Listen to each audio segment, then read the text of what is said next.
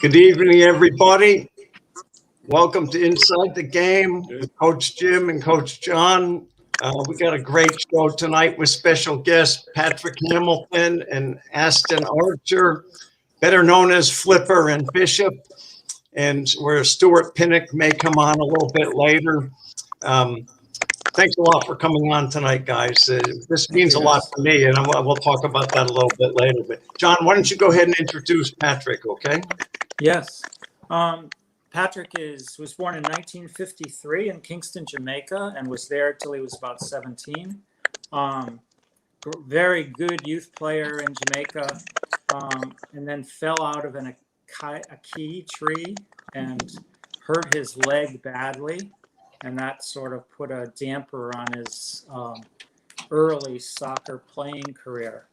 But Flipper, is well known to everyone really in Connecticut because you could hear him as you're coaching a game or playing a game, and he was watching.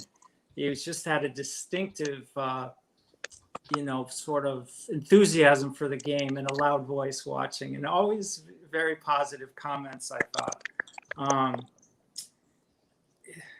Patrick coached an under-23 team that Keith Mures played. A lot of people know Keith Mures as a longtime referee.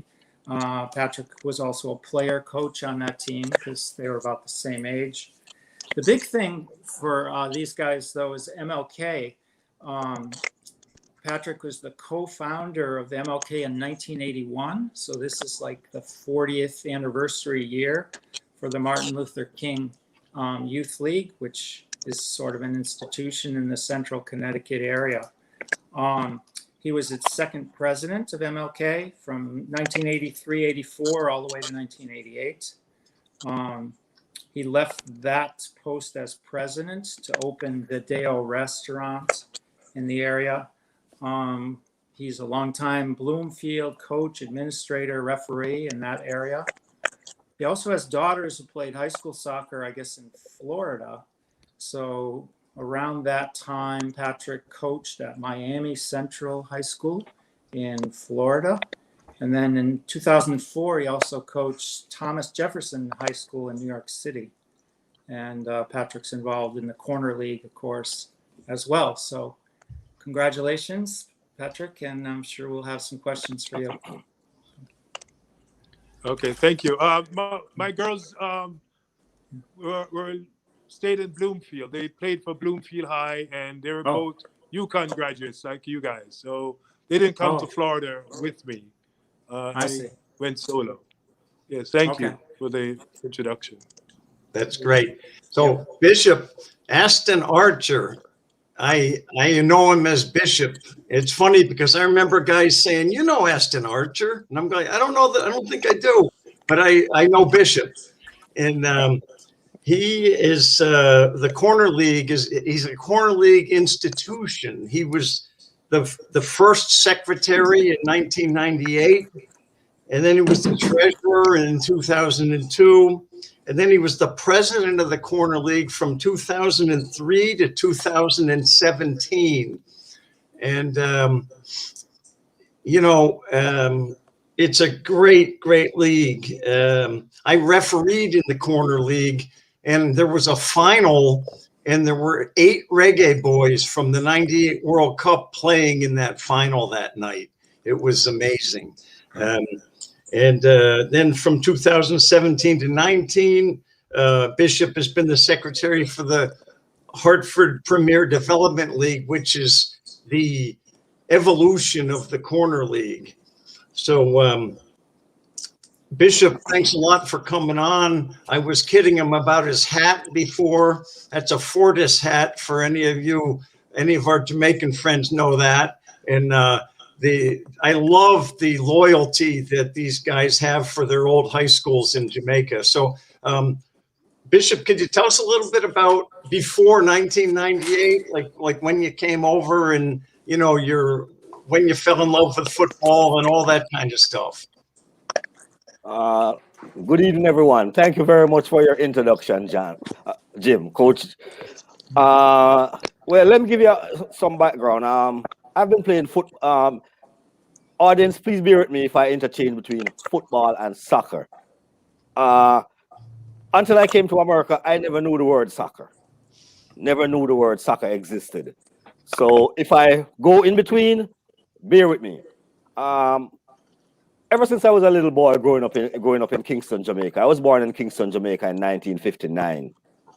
And ever since I've been growing up, I always loved two things I always loved. Soccer, football, and track and field.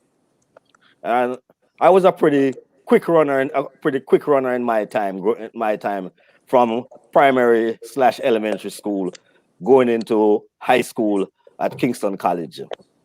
And I did 7 years at Kingston College. And during that time, I also played a lot of soccer, a lot of Colts type football, under 12 football, a lot of farm football, because football was so big when I was going to high school. Each class had a team, and we play against each other for a couple. As you went from seventh grade, all the seventh graders had their own teams in the school. All the eighth graders, all the ninth graders, 10th graders, 11th graders, 12th graders, you had your own team. And I played on all those teams coming up through the ranks. However, unlike Patrick, I wasn't a superstar type of player. I was pretty fundamental, pretty much sticking to the basics. I wasn't flamboyant or anything like that. During this time, I also got involved with community soccer because at that period in Jamaica, high school students and the high schools were integrated into the community. Whatever community a school was in, the community residents would also come over and play football, soccer. The school kids would go out and teach literacy classes to the adults and do different community work. And I was drawn into soccer because I had been a community organizer since the age of 16, right up until I came here. Worked for the government, played business house soccer because in Jamaica, all companies have a soccer team, and there are usually some pretty good players. So I played for one of the government institutions, Social Security Department. I also did a stint assistant coaching in that area. Organized a mini corner league for the people who lived around the place where I worked, Almond Town, and from there, also where I lived in the Maxfield Park area, I also was instrumental in setting up the corner league in that area, which comprised Walton Park Road, Maxfield Avenue, a big part of Southwest St. Andrew. And from there, I left and I came here. When I came here, I had no intentions of doing anything. Zero intentions of doing anything. I just wanted to come here, go to school, do what I got to do, and shot back to Jamaica. That was it. So when I came here, organized soccer had become dormant. I came in 1982, and soccer was kind of dormant. I had heard all these stories about Lions and all these fantastic players, but when I came, they were kicking the ball in Keeney Park against a garbage pan.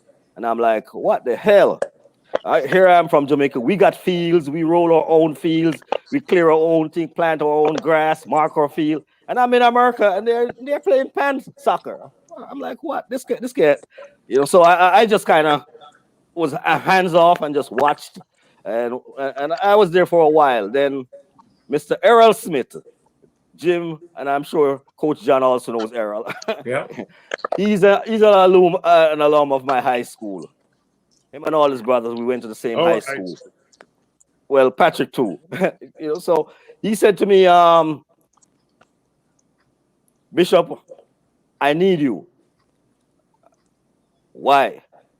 I wanted to come on the corner league board. We're going to reorganize the corner league, and instead of one person being the organizer, we're going to set up a board, a 7-member board. We're going to try and get Mr. Ricketts and the MLK guys to come on in, because we are going to need the kids, the young people. If this thing is going to last long, we're going to need youth. So I said, I don't know. And I kind of hesitated for a while. And his older brother, who I went to high school with, who was a prominent lawyer, came to me one day at Granby Street, and he says, Bish, Errol needs you. You got it. I know you don't want to get involved in anything in America. I know you want to just do your thing, but he needs you. So that was the catalyst that pushed me onto the board. At that point in time, things were getting a little violent at the soccer field. A lot of clashes, a lot of teams demonstrating, and he said to me, "I want you to be my secretary, because we're going to have to tame this violence. And you've always worked in volatile areas in Kingston all your life. You know the average Jamaican. You know their mentality. You know the culture. You know how to get over on them. You know how to talk to them. All of that stuff. Filled my head, and I was on board. And like the preview said, from there on up until 2017. I was on the board in one capacity or another. In 2007, I organized what became the first youth corner league in the north end of Hartford. And this comprised of kids who went to Bloomfield High School, Windsor High School, Buckley High School, Hartford High, Weaver High School. Each had a team. Because I thought that I didn't like what I saw coming from the city schools. When I came here, they were dominating, and then by the mid-'80s, Weaver, Hartford High, they wasn't so much of a soccer power. And I'm like, we got all this cultural melting pot in Hartford. We should have good football players. What we need is to have some kind of, because here in Connecticut, you can only coach the kids for high school. Coach John can speak to that later. For a limited time, 4 weeks, 6 weeks in the summer at maximum? There's a limited number of players you can coach from your high school on a youth team, right? Right. And I thought that having this league, these guys competing against each other would do two things. One, teach them the fundamentals and improve their football experience. Secondly, it would teach them how to live among each other, because there's always rivalries between people who live in this side of Hartford, who go to Weaver High School, who go to Hartford High School, which for me is normal. But when they come in the community, there's sometimes strife, there's sometimes quarrels, and it gets violent. So it was a twofold thing, to teach them soccer and to also teach them how to live among themselves via the game of soccer. And here I am, gentlemen. Well said. Yeah, that was good. That's a great story, man. So the question we like to ask, and this will open things up again. So Patrick, what advice would you give, and did you give, and do you give to young players who want to become good footballers, or cricket players for that matter? I have to use my experience. I was an educator. Not an educator, but I was an academic. I went to University of Hartford. I was a science major when I was playing cricket and I was playing soccer. So I went from one field to the next, but I was academic. So the chances of a kid making it to football or cricket professionally is, the chances are so minute. So I'll encourage the academic, and then I will tell the youngster that they have to put in the time. They put in the hours, the 10,000 hours. the thing, it's hard to teach passion. You have to kind of show them. I mean, when we started the MLK, the coaches were in front, but after a while, I stayed in the back. I encouraged the people like Dushan to organize teams on their own, and then I'll come as a referee. So you have to kind of instill the passion in them. You have to make it fun for them, and then you have to talk about the game to develop the knowledge of the game. So it's a lot of things to encourage, just the whole person, not just the go and learn on your skill. No, also be a good all around person, because you go on the field, you have to be confident. So you have to be yourself. So that's my advice. Thank you. Yeah, so Bishop, in this country, it seems like the professional opportunities for young players have only blossomed recently. I mean, traditionally, the goal for a young player in Connecticut was probably to start on their high school team and maybe to be able to play in college. So could you sort of talk about how that might be similar or different from Jamaica with young players? Like, what are they striving for, as you saw both countries? Well, Coach John, let me give you a little teeny weeny background. For myself, I was more of an academic guy more than a football player. But when I grew up in Jamaica, the professional opportunities to play football was, you had to be extremely, extremely, extremely good. You had to be Ali McNabb. You had to be a Leonard Chicken Mason. You had to be a Alan Skillcole, who could go into Brazil and be a Jamaican and played on one of the top Brazilian teams, or go to England and play in the second division. Because back then there was no Premier League. It was the first division, the second division, and the third and the fourth division in the English league. Yeah. Forget Italy, forget Spain. They never even knew that Jamaica existed.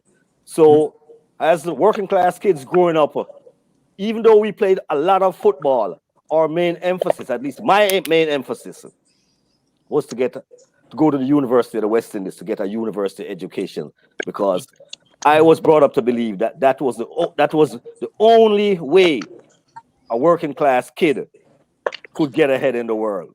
Not playing football, not being a reggae musician, not being a disc jockey, not being an artist who paint, none of those things. You had to go to the university, or you had to have a trade, be a plumber, an engineer, an electrician, something like that. So a lot of kids gave up on soccer when it started getting intense academically. You started get into what you guys would call your junior and your senior year, your preparatory years to go into college or the university. And I looked at it and I'm like, well, I'm never going to make money playing football. So I might as well just leave football for the community when I get home from school or whatever, and just concentrate on the school books, which served me pretty well over the years. And I eventually got back into football. Well, that's pretty good advice, for sure. So the opportunity now in Jamaica, going to Jamaica now, the opportunities are greater to be to look towards football as a profession where you can earn money, take care of your family, and whatever else comes along with being a professional athlete. So the opportunities have expanded in Jamaica, and it has expanded tremendously here too. Like you said, Coach John. Because when I came here, there was no MLS for sure.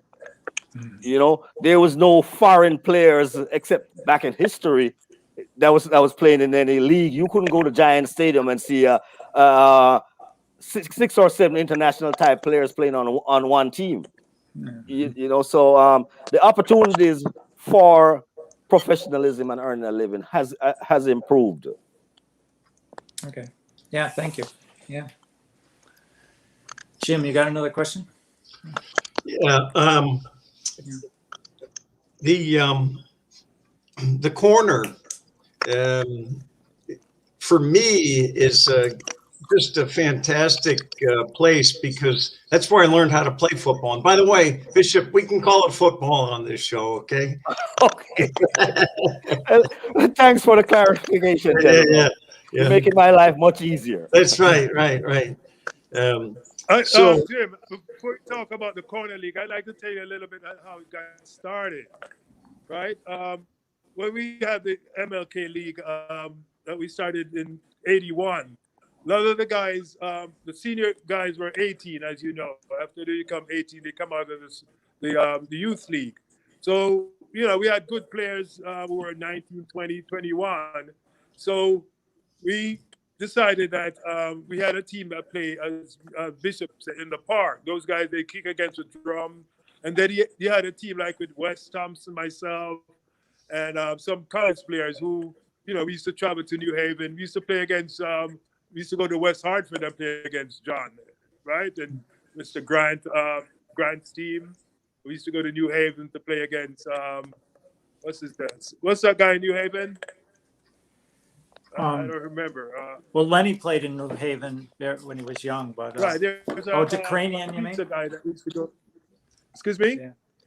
There's a guy that owns a pizza store that, all right, so we had games, travel games all over. We used to go to Waterford to play against New England College.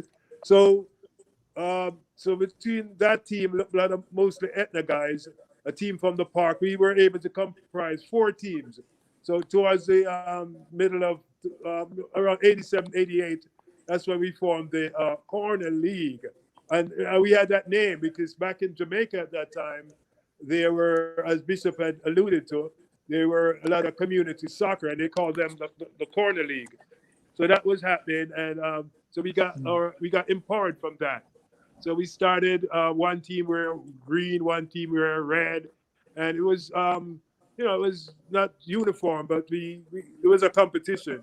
We asked the local stores to help us with donations, so we were able to buy trophies. And you know, I and Keith Perez and Mr. What's that top referee?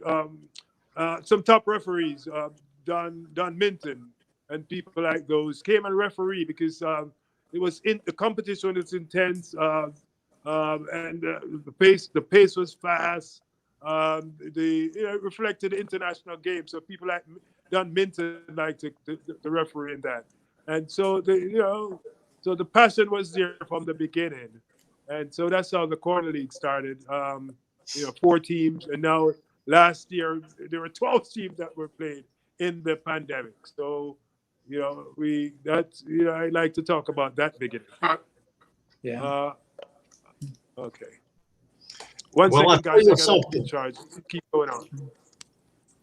Before the Corner League, there were pickup games there every night. I started going there in 1970, and I'm sure there were games there before 1970, but that's when I started going, and when I was 15. And it was one field, and it went across. It didn't go the same direction as now. So the one goal was, it went across, and but they never played with big goals. We always put small goals. And we'd play from 5:30 until dark every night, and some unbelievable players. And guys would keep showing up, coming from work and keep showing up. So back then I was playing in the center back or defensive center mid and trying to organize my team. And guys were beginning half hour into it. Guys are getting open all over the place, and I start counting, and there's like 21 guys. Guys just showed up and play, So it really helped me defensively. My biggest battles were always against Malo and Berja, and those guys were top players. I'm not even sure what Malo's name is. He later ran a restaurant.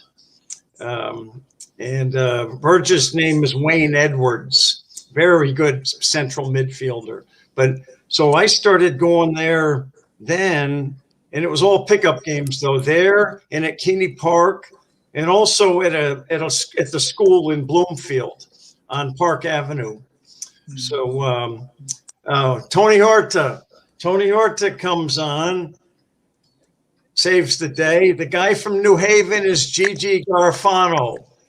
Okay. Yeah, Gigi, right. I remember now, right. Yeah. Thanks, Tony. And so, Patrick mentioned Don Minton. He was probably still teaching at E.O. Smith. I had taken over the team. But yeah, he always used to say, "You guys are cheating me. You guys are cheating me," when he was refereeing. It was funny.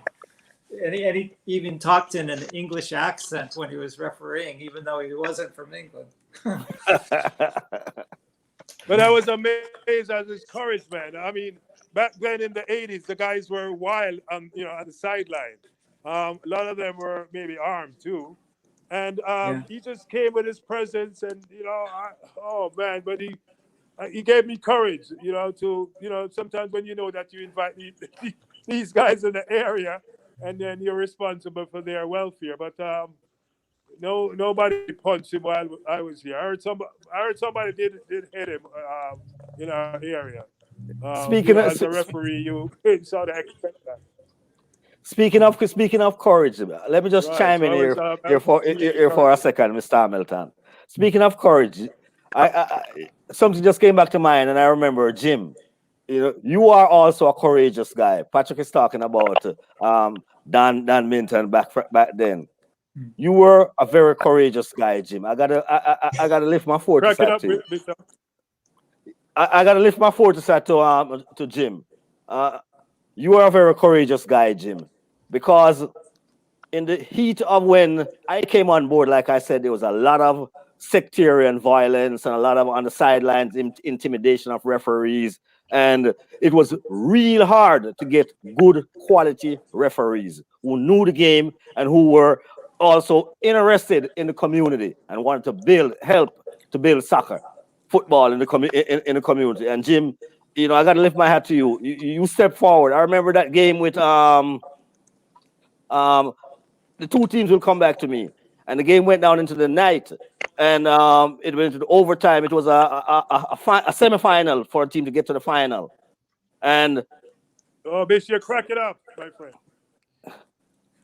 It was okay. I can hear him. Everybody else you can hear me better now? Yeah. Yeah, but yes, and you fix that. Patrick, it might be you. It might be you, Patrick. But bear with me, Patrick. You will get a little gist of what I'm saying. And I remember when we went into penalties. Okay. One of the guys wanted to switch goalkeepers, and when we told him that the rule was you had to make your change for overtime before we started playing the overtime, and one team was a dreadlocks team. I know you're going to remember it now, Jim. Another team, they had most of some guys who were sponsored by some street guys, and it became tense. And they were threatening Jim, and they were threatening me, and who's gonna shoot who, and whatever, because they felt they had to win the game. It was so intense. They felt they had to win the game no matter what. They lost on penalties. Then they tried to say it was too dark to see the penalties, and Jim didn't like them, and whatever. And it was tense out there, and I had to escort Jim. And Jim says he's going to his car, and said, "Jim, no, you can't go to your car by yourself, Jim. Hold on. Let me walk you to your car." Funny part. You want to hear the funny part of that? Okay, they didn't pay me either. They were so mad at me they didn't pay me. Right. So the next season, I reffed the opening game, and they were playing in it. And I said to that coach, I said, "Come here." I said, "You owe me 30 from last year and another 30 before I start. Otherwise, I'm going to start sending guys off in the first minute." And you can't do that. I said, you watch me. And he gave me $60 and everything was fine. You got balls, Jimmy. You got You balls. deserved it, Jim. You know, because that day when we walked through the middle of them, to the middle of all the crowd, because we was on the middle of the field and you was parked right over where they were. Yeah. And you held your head straight and there was like referee and the cussing and carrying on. And you held your head straight and I said, come on, Jim, don't pay him any attention. You know, and you walked over to your car and you came back the next year.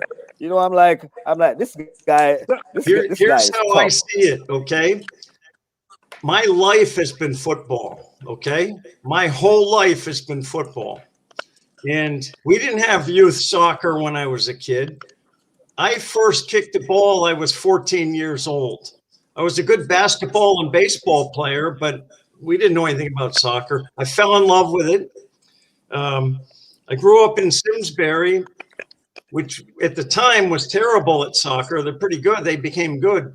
But I was 5 miles away from the corner. That's where I grew up. And I went and played there a lot. And the first couple of weeks were rough. You know, I got kicked a lot. But I kept coming back and I was accepted by you guys. And that's how I learned how to be a good player. That's why I got to play at UConn and be a big player for them. And I owe my whole career to the people in that community. So I'm happy to go referee or go like 2 summers ago, Patrick, I got to coach your granddaughter. It was amazing. Right. And then we played a little game. You and me were on the one team, and they were on the other team. Remember? Yeah. Right. I remember. You had her at 3. I'm paying back. I'm paying back a debt I could never repay. Right. Well, going back on the refereeing back in the early days, the corner league was a good community where the community meet. So while we had that tournament there, the people came around. So the refereeing are the people who hold up the discipline. So you know the play was hard, but the refereeing was so good that guys came from New York, New Jersey, Boston to play in that because the refereeing was so good, and the fact that we also play the game during the week. A lot of leagues are played on the weekend, so we were able to get people from all over. So we commend you for that, Jim. Well, the quickness of play and the what I call a Jamaican tackle with the sole of the foot, you don't see that when you're playing with the Greeks and the Italians and whatnot. So I think when referees get in that situation, they see things they've never seen before and they don't really know what to do, and it's definitely different. So there's been so many great players that have come through the Corner League and come through MLK. And we're going to have some on next week. Next week, we're going to have Keneal Martin, Kimmy, and we're going to have Dushan Simpson and Norman James. So kind of the younger guys that have kind of taken some of the weight off your guys' shoulders. So that's going to be fun.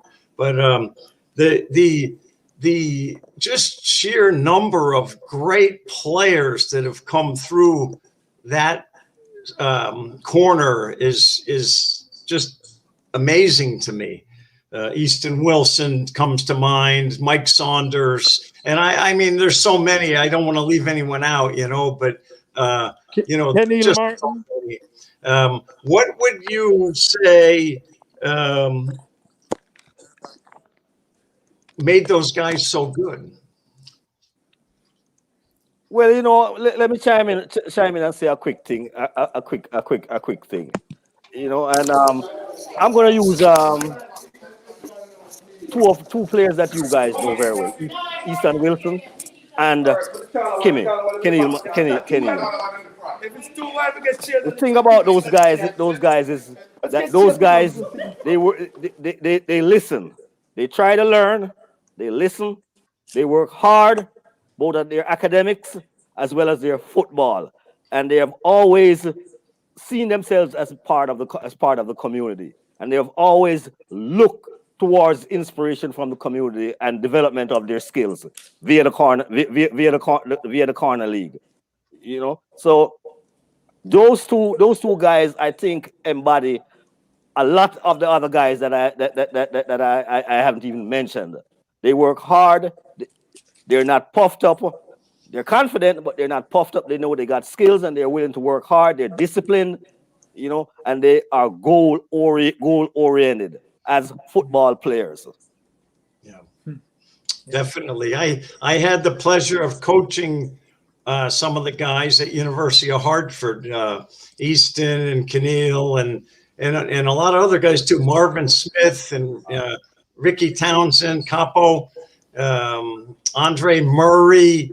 You know, these guys all, the Cooper brothers, they all played at Hartford. You know, and they were besides being good players, they weren't all great players, but they were great teammates and great people. You know, they always put the team first. You know, they knew when to be serious and when to have a laugh. It was a real pleasure working with those guys. And whenever we come down to the, you know, like the Saturday morning stuff for the little kids, it's always the same guys there. You're always there. Patrick's always there. You know, I know there was a little bit of a split up with some of the younger guys, but that just grew. That actually grew things, didn't it? And well. Let me say this, Jim. You know, and I'll use Kimmy and Easton. By 2006, we had started to move in a different direction with soccer at Granby Street. We realized that there was opportunities, and once I was introduced to you and your interest in having community players come to University of Hartford, that was a great thing, Jim. That was a great thing. Even to this day, you know, it has not been duplicated at the University of Hartford, what you did in terms of encouraging, because if you have the talent and there's nowhere for your talent to go, then your talent is kind of, especially for poor working class kids, you're just like, I can't be bothered. The discipline, the hard work becomes frustration, and you never elevate. But because we were starting to push the guys that, listen, if you do well in school and you can play soccer, we can go talk to Coach Jim.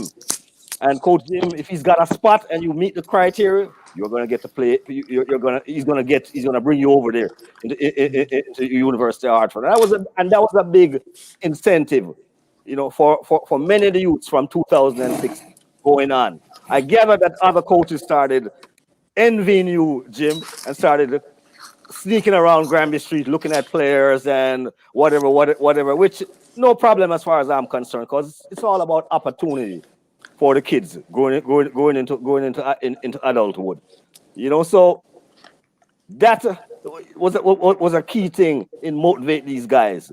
At that point in time, we got a sponsorship from Western Union, and Kimmy and Easton, they needed help, financial and whatever, and we took that money and we invested in those guys because we saw the potential in all areas: football, academics, example to the kids, all of that.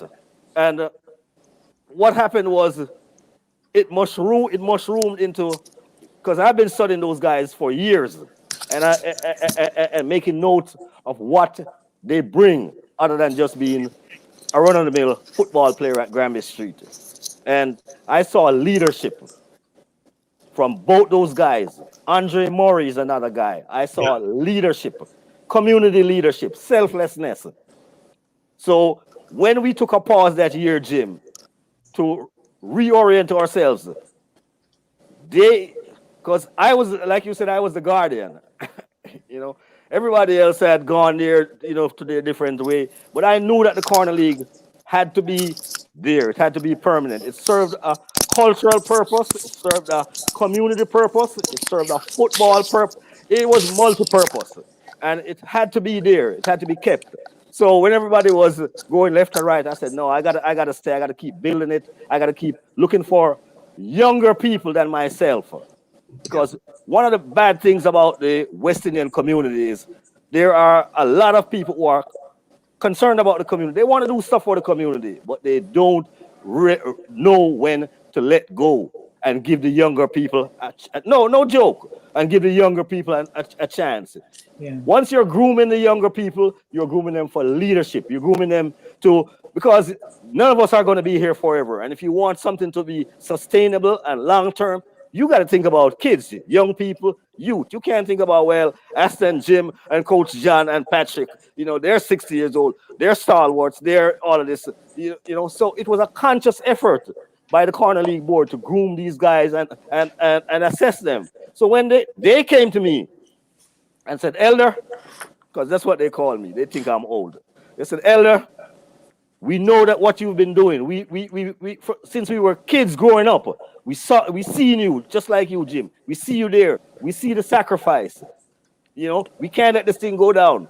We want your blessings to open up this thing and let us run it. You can be our advisor, which I still am. You can lead us into this new era, which we're going to rename, rebrand, and move on full speed ahead into the second half of the 21st century. And I sat down with them and I said, hey, I don't have a problem with that. In fact, I've been waiting on you guys to really come forward rather than me going out and grabbing you guys from all over. I wanted for you the passion to be mature enough for you guys to come forward. Let's do it. You guys name the guys that you want, and they brought on Ryan, Bino, all those guys that played soccer growing up with them at Granby Street. Some of them went to your college, Jim. Some of them went to Central, Southern, and UConn, and they all had good credentials, football credentials, community credentials, academic credentials, and I thought that those 10 people were what we were working for. These guys, they grew up in Hartford. One second, Patrick. Unlike me, who grew up in Jamaica and came here when I was 23, they grew up in Hartford. They've been through the school system. They've been through all of the rough patches, and they've achieved. They are going to be shining examples to all the kids. They can say, well, Bishop, you went to Kingston College. You don't know what it is to go to Weaver or Hartford High or to play against E.O. Smith and all of that. So it was a transition, Jim. And I'm proud to say now I'm just an advisor and I can leave them on their own and they can do their thing. That's fantastic. That's how it's supposed to work, isn't it? I think so. Go ahead, Patrick. Go ahead, Patrick. Yes, Bishop. Sorry for the little disturbance a few minutes ago. And talking about succession, having young people, while I'm talking to you, I was at a membership meeting, an election meeting of my club. The club that I mentioned that I grew up in, the Sportsman Club. I'm a cricketer, you guys, and I'm also was a cricketer. I'm also the sports coordinator of the club. We just had an installation of officers, so while I shut my screen off, I was swearing in, but it's over now. But part of why I chose to get into that position, the officer position, is that I'm a member of this club that's worth, maybe over $1 million. And it's called Sportsman Club, so it incorporates football and cricket. Cricket is our main game, but I chose to be of a leadership role because I see where I can use myself as a galvanizing force to bring about some change in the. We were talking about football, but also in cricket. I thought about now that the pandemic is here, maybe the parents are not going to want their kids playing in the park. So why not play on the streets? In New York City, stickball back in the 50s. So I'm thinking, after the pandemic, my club is a political club where, so I'm going to be talking to the mayor and the politician in Hartford. So, I'm still doing my part in the sport. Easton and Kenneth and the younger guys who are doing the corner league stuff. That's one thing, but there's so much that we still can do behind the scenes or on Granby Street. That as Bishop says, it's a community effort. Now there's lights that's come to Granby Street. Years ago, Jim, as you know, at 7 o'clock, in certain times you have to be looking at the clock because it's getting dark. Now they can go on to 10 o'clock. So that's a tremendous support that the community has gained. Just because we are being respectful, we've been there, for 40 years, and so from that we could, with a club like my club, the West Indian Club, where Errol Smith is the president, and a number of clubs like that, social clubs in Hartford. We have to come again, with after the pandemic, and my big knock on the soccer organization is that they have never evolved to owning any building. The cricket guys, years ago, we used to meet in people's basement. That's where we had the cricket meetings. And, 30 years ago, some of the guys said, hey, look, instead of meeting in somebody's basement, let's buy a permanent location. So my club organization and several others are like that. So my thing is that, maybe somehow we have to combine those guys who organize on the fields on Granby Street, have them come to one of the clubs, and so they can have a permanent umbrella to go on. So, I think as an elder, maybe Bishop and I, we always advise, and not only advise, but we're there at the forefront of the change. So that is my mission. It's been 50 years that I'm a member of this club, 40 years that we started the MLK. So, we are historical figures. We're, before maybe we're not as intentional in our action. Now, we have to be intentional. And, I see some new energy, and I feel good about what's happening. Yeah, it's pretty amazing. Hey, I got a few pictures here, guys. I wanna put up here. There's Ryan and Keneal with a couple of old fat guys. I don't know who those guys are, but there's Ryan, and don't forget this guy, Wayne and Wonder. Robert has done so much, hasn't he? I'm telling you, man. He was my number one grounds person, my advisor, my grounds person. The first person that the corner league paid for to be trained as a certified referee. As part of our program to encourage members of our community to become referees. Yeah, it's geez, I don't want to get stuck with that picture on. There we go. So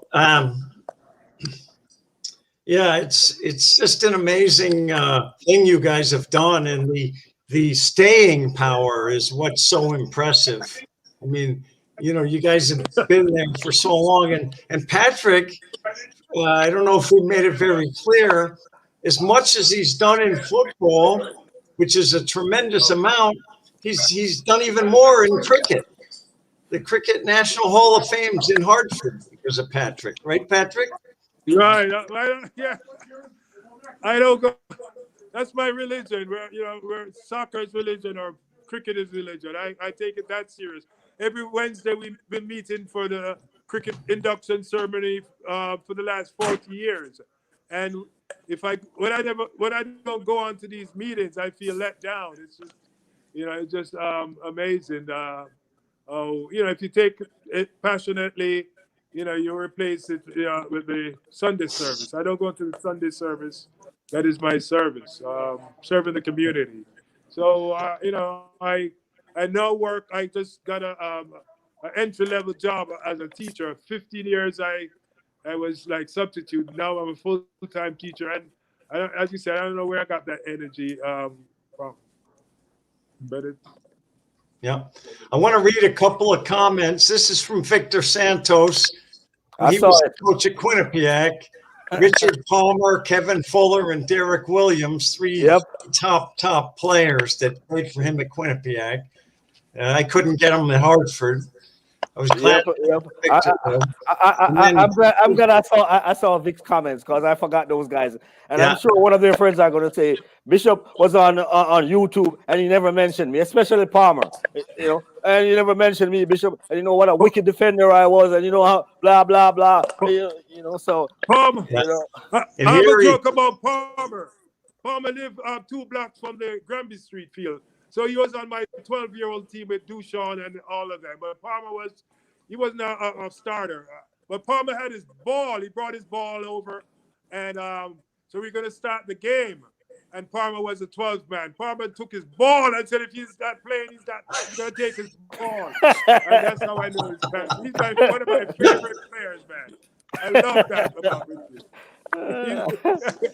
Yeah. And it was his ball, man. A joke with him. He recruited my brother, Peter Hamilton. If he's on, you will remember my brother. Victor used to live on Hebron Street or Chatham Street off Blue House, so in the North End. So he had my brother who was a good player at University of Maryland. He had him playing for Hartford Portuguese. So I remember Victor from about 1972. He was Victor Santos. When Victor, he was on the show last week, and it was interesting. He came from Portugal at age 11, and they moved to Ludlow, Mass, big Portuguese community. And his dad was a bricklayer, and he couldn't find work, so they moved to Hartford. And I always assumed he moved to Parkville right away, But he didn't. He lived on Vine Street. No, he lived on the North End. Yeah, Vic told me he lived on the North End. His mom got a job at St. Francis, and then after a couple of years, a few years, when more Portuguese came to town, he moved down to the South End. Now, Dushan Simpson, if I remember correctly, he played on Avon High School, right? He played with Jason Fox at Avon High School. Yeah. Right. So that we were in the league at that time. E.O. Smith and Avon were sort of the top rivals in the NCCC, and Dushan and Jason were great players. Yeah. Very good high school players. A good player, good high school player, good player. Yeah. Dushan was my favorite 12-year-old player. At 13 or 14, I've never seen him play after that. I moved to Florida and he got good. I just hear all the stories about him. But he got better, Patrick, but no thanks to you. Coaches are favorite players. Dushan was. I pick him up first and I make sure I drop him off last. And I tell him all kind of things in his head. Dushan, I want 5 goals from you. I remember once we went up to Farmington and we gave them 6 under the lights, man. That's the best game we ever played. I used to pump. Dushan, I want 6 goals for you today. How many goals have you scored this year? And just as a striker, you got to keep telling him about scoring. And he had a heart, and he was so. He probably got better because he concentrated on soccer and didn't play any cricket after you left.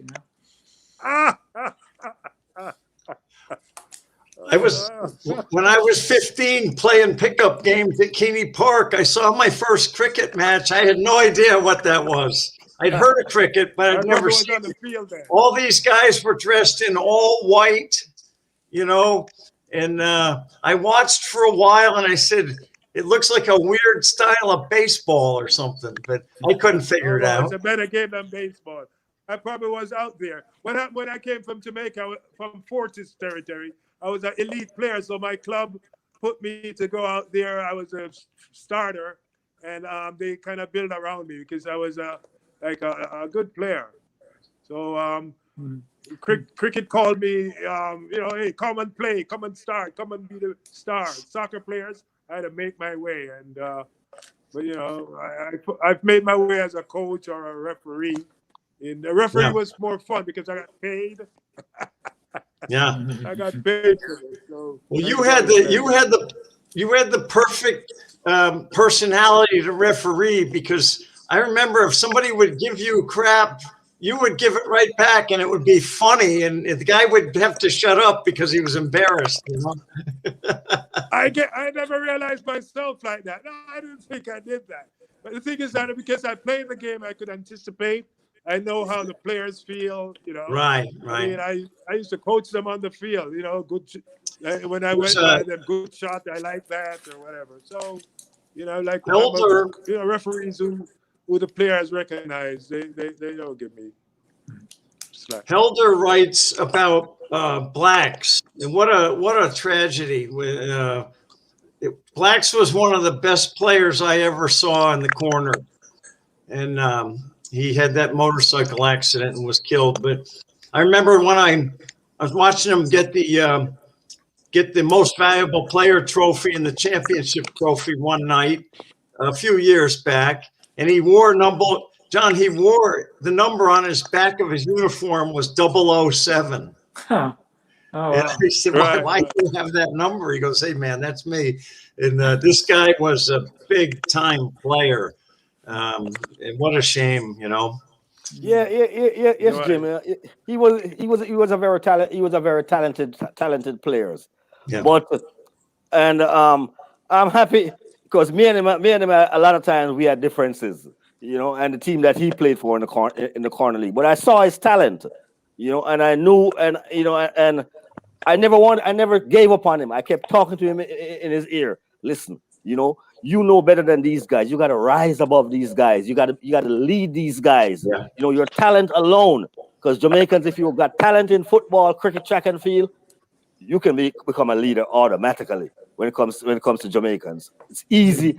Or reggae music. It's easy to be a leader, right? And I kept being in his ear, and I watched him over the years. Talent-wise, discipline-wise, maturity grow over the years. So it was a big tragedy for him to lose his life. At the prime of it, the prime of his life and his footballing career. As to whether or not we rename the corner league after him, I can't say yes or no. But the person who made a request online, they can always contact the HPDL board, and they'll discuss the issue at board meeting, and they'll vote on it, and they'll get something done, because he was such a force in the league that we all went to his funeral, even in the middle of the starting of the pandemic. We all showed up. So I'm sure the board is going to do something in his honor, something permanent in his honor. Yeah. But like I said, the proper course is talk to the current president is Easton Wilson. Talk to Easton. Andre is a treasurer. Talk to Andre. A lot of guys know Andre. Slowly, he's on there too. Ryan, he's on the board. Another guy I have to mention, because he's always there as well, and he's working hard. Two guys, Donovan Bell and Olo Simpson. They're always there, cooking chicken or coaching the little kids or whatever, and they put a lot of work in too. The HP that's why I mentioned earlier that the growth of the corner league. Because when I came here, it was all kind of backward ass. You had grown people playing them. MLK had kind of declined after Patrick. You had only grown people out there playing soccer. And I'm like, so what's going to be the future of the thing if we don't get the younger people involved? So Olo and those guys, they were just coming. They were growing up too. Went to college, and they came back and participated in the community. All of them, Jim, Donovan. I've been watching them for years. And I was thrilled to see them take the initiative, because a lot of times we as older people sometimes don't give younger people the credit that they want to lead, that they got initiative. We feel that we got to push them, poke them, pull them. So I was thrilled when they came to me with the idea, to take and expand the thing. And part of it was also to get involved into the scholarship part of it, to get into the kids, because we realize, especially right now, the reality is the MLK program is on the decline. You know, there's no young person there really in charge of the thing, and everybody's getting old. So there was this vacuum, for the young kids to start playing soccer and getting them organized from early, just like they do in the suburbs. So those guys, it's most their idea. But I tell them right now that even more than the adult league, the kids, building the kids program, Jim, is a must. It's got to be done, even if it means at the expense of the older adult league. We're open to do both of them all the time, but the kids, we are putting them in front right now. That's right. Listen, I knew this was going to happen. We're out of time. We're out of time. It flew by so fast. I wish we could go further, but maybe another time. But guys, thanks so much for coming on. Thank you, guys. And sharing your stories. Coach John. Thanks, Coach Jim. Thanks for inviting us. We're Hartford, the city of Hartford soccer community is so lucky to have you guys. So thanks again. Okay, thank you. Thank you, Jim. Thank you, Coach John. Sure. And thanks, you guys be safe, and we'll see you around.